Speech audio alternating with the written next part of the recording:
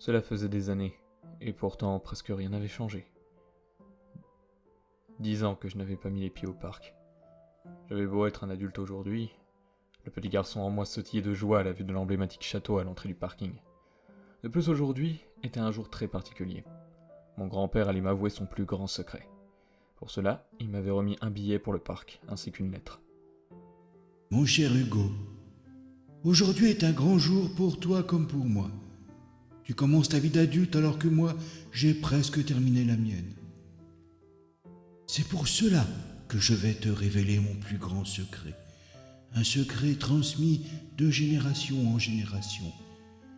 Mais ce secret doit se mériter et doit rester entre nous. Rends-toi dans notre endroit préféré et demande Tommy à l'accueil de l'hôtel.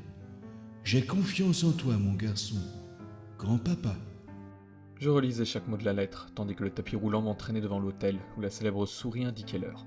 Je me dirigeai à l'accueil de ce dernier, et demanda le fameux Tommy. Un grand homme brun, habillé en groom, vint à ma rencontre, et me tendit une lettre cachetée. Bon courage pour votre aventure, monsieur. Je le remerciai et défis le cachet. C'était un nouveau message de grand-père. Hugo, te voilà enfin arrivé. Pour me trouver, télécharge cette application et trouve les cachettes de Opa Hug. Respecte bien l'ordre, sinon mon secret ira avec moi dans ma tombe. Merci grand-père, mais j'aurais aimé que tu me dises d'installer cette appli plus tôt. Le réseau est affreux. Les longues minutes d'attente me donnaient l'impression de perdre un temps précieux. L'application enfin installée, je remplis mon profil et chercha celui de mon grand-père. Le parcours s'afficha, et la première cachette était non loin de là, dans Main Street USA. Je m'y rendis et me retrouvai à la porte du cabinet dentaire du Dr Beats. On pouvait entendre son patient hilar à l'approche de la fraise tournoyante. La cachette était une petite boîte dorée aimantée à l'enseigne. À l'intérieur se trouvait une minuscule dent, ainsi qu'un papier plié en innombrables fois. Encore un message de grand-père. Te souviens-tu de la première fois que tu as perdu une dent de lait? Oh mon pauvre, tu pensais que cela était irréparable et que tu allais finir complètement édenté. Heureusement que mamie, sa délicieuse mousse, était là pour sécher tes larmes. Ce souvenir me fit sourire. C'est vrai que j'étais sot à l'époque. Je me voyais déjà sans dents, me nourrissant exclusivement de repas en purée servis dans une perfusion comme dans les dessins animés. À mourir de rire que j'étais. La prochaine cachette était dans Discoveryland, au niveau du café Hyperion. Il l'avait dissimulé derrière le menu. À l'intérieur, il y avait seulement un message de sa part, me demandant de commander un bébé menu, auprès de Cassie, de la part de Opa Hug. Cassie était l'une des caissières, une petite rousse randouillette à l'accent fort anglais. Elle pétilla de joie lorsque j'ai pris ma commande, et courut me chercher un plateau bien garni. Avant d'aller m'installer, elle insista fortement sur le fait que je devais vérifier le ticket de caisse, ce que je fis une fois assis. À l'arrière de ce ticket, il y avait un nouveau message de grand-père. Ce souvenir-là, tu ne peux pas t'en rappeler. Il s'agit du jour où tes parents sont venus m'annoncer ta première venue au monde. On était autour d'un bon repas et les cinémas annonçaient la diffusion du prochain Star Wars. Ce jour-là fut celui où j'ai compris que j'avais fait tout ce qu'il y avait à faire durant ma vie. Le reste ne serait que du bonus.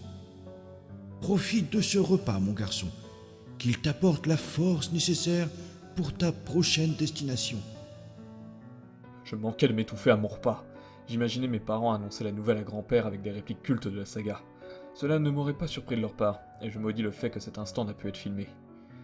Ma prochaine destination fut le pavillon des princesses. La boîte était dissimulée derrière la pancarte. Il y avait à l'intérieur qu'un petit parchemin avec une instruction. Annonce-toi à l'annonceur royal. Ce que je fis. L'homme coloré de rose et bleu me fit signe de le suivre. À l'intérieur, non pas une, mais 3 princesses m'attendaient. Sir Hugo! Oh, bonjour Hugo. Hugo. Mon Dieu, comme tu as grandi. Te souviens-tu de nous? De notre rencontre? Ce fameux jour? Oui, mademoiselle, je m'en souviens. C'était mon premier jour à Disneyland. Le pavillon n'existait pas encore, mais durant ma chasse aux héros, j'avais vu ces 3 princesses, Blanche-Neige, Cendrillon et Aurore. Je voulais être leur prince, le temps d'une journée. Et ce jour-là, grand-père avait réalisé mon rêve. Peu importe le regard et les moqueries des autres petits garçons, moi j'étais heureux, et c'est tout ce qui comptait. On m'apporta une épée en mousse et une couronne en plastique. Je pris la même pose qu'à l'époque, au milieu des princesses. Et le photographe prit le cliché. On me remit la photo, payée à l'avance, par grand-père. Je la rangeai précieusement dans mon sac, et c'est au son de l'horloge animée de It's a Small World que je pris la direction de la future cachette. C'est tout en haut de la cabane des Robinson que je la trouvai. Elle était cachée sous l'orgue.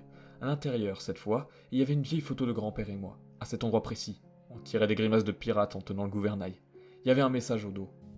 Ah, si sur cette photo on avait l'air de véritables garnements, je me souviendrai toujours de ton regard l'instant d'après. Tu admirais, avec tes yeux innocents de petit garçon, l'étendue du parc. Tu me demandais si, comme les Rombassons, je te croyais capable de vivre et de t'adapter à une aventure similaire à la leur.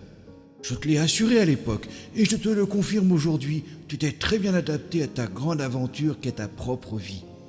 Je te vois grandir et t'adapter à toute situation, contrairement à ton pauvre grand-père qui a un peu de mal avec toutes ces nouveautés technologiques. Allez, encore un effort mon garçon, tu arrives bientôt au bout de ta quête.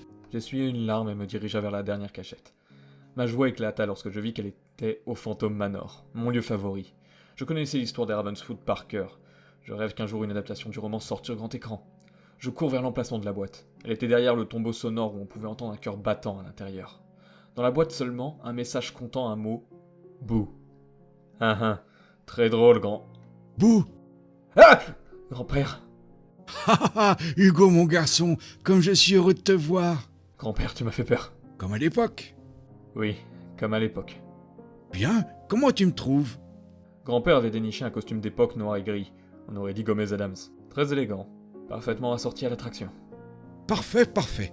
Bien, allons nous mettre à l'abri des oreilles indiscrètes. Il me tendit son bras et ensemble nous entrâmes dans le manoir Ravenswood. Nous profitâmes de l'attraction jusqu'à ce que le train fantôme nous entraîne dans le cimetière. Là, il prit son air le plus sérieux. Bien, mon garçon. Il est temps pour moi de te dire mon plus grand secret.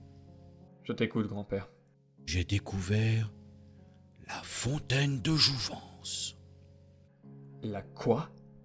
La fontaine de Jouvence, cet endroit qui te fait rester jeune à jamais. Oui, je connais, mais grand-père, ce n'est qu'un mythe, un conte. Et où sommes-nous? Au Phantom Manor? Oui, mais en général.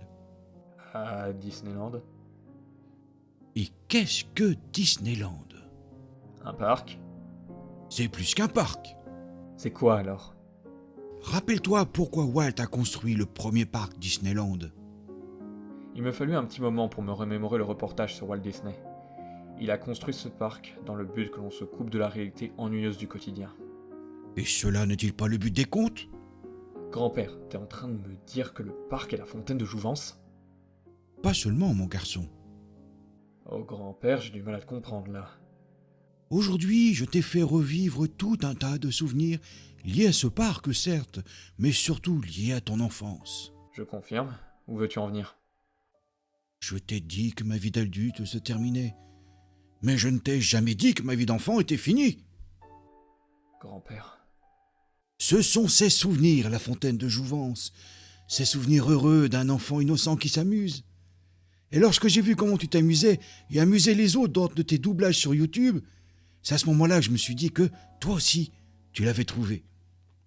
Je veux que tu continues, mon garçon. Continue à faire vivre l'enfant innocent en toi. Tu verras, tu te porteras bien mieux, surtout dans les moments durs de ta vie d'adulte. Oh, grand-père. Merci beaucoup. De rien, mon garçon. Je pris mon grand-père dans les bras, et c'est sur une embrassade remplie d'émotions que nous terminâmes l'attraction. En sortant, une dernière question me taraudait. Grand-père, Oui, Hugo? pourquoi n'avoir fait que Dreamland? Disney Studios n'était qu'à ses débuts, et tu étais trop petit pour faire ce genre d'attraction. Ça te dit qu'on se crée de magnifiques souvenirs là-bas? En plus, avec l'ouverture du parc Marvel, on pourra devenir des super-héros? Aujourd'hui? Oui. Eh bien, qu'attendons-nous? Allons-y!